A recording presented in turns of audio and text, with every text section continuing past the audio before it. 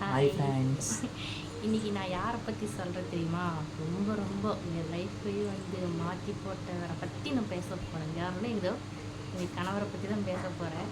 இவர் வந்து என்ன பண்ணுவாருன்னா, ஒரு வேலையை சொன்னோம்னா அன்றைக்கே பண்ண மாட்டார். நாளைக்கு பண்ணிக்கலாம் நாளைக்கு பண்ணிக்கலாம் அப்படின்பாரு. எங்கள் ஸ்கூலில் வந்து நான் படிக்கும்போது எங்கள் மிஸ் எல்லாம் 9th 10th படிக்கும் மிஸ் எல்லாம் என்ன சொல்லியிருக்காங்கன்னா, நாளை என்பது சோம்பேறிகளின் நாள் அப்படிம்பாங்க.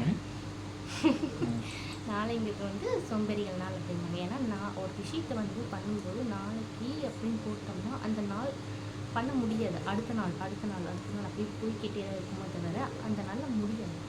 ஸோ உங்களுக்கு வந்து ஒரு சான்ஸ் கிடைக்கிது நீங்கள் பண்ணுறதுக்கு அப்படின்னா யூஸ் பண்ணிக்கோங்க. வாய்ப்புகள் வந்து சின்ன சின்னதாக கிடைக்கும். அதை அப்பப்போ யூஸ் பண்ணிக்கணும். ஸோ எந்த ஒரு வேலையுமே நாளைக்கும் தள்ளி போடக்கூடாது. இன்னைக்கு வேலையை இன்னைக்கு முடிச்சுங்க. நாளைக்கு கொஞ்சம் ஃப்ரீயாக இருக்குல்ல, இல்லை நாளைக்கு வேறு ஏதாச்சும் வேலை வரலாம் இல்லையா? பொறுமைங்கிறது அவசியம் தானே?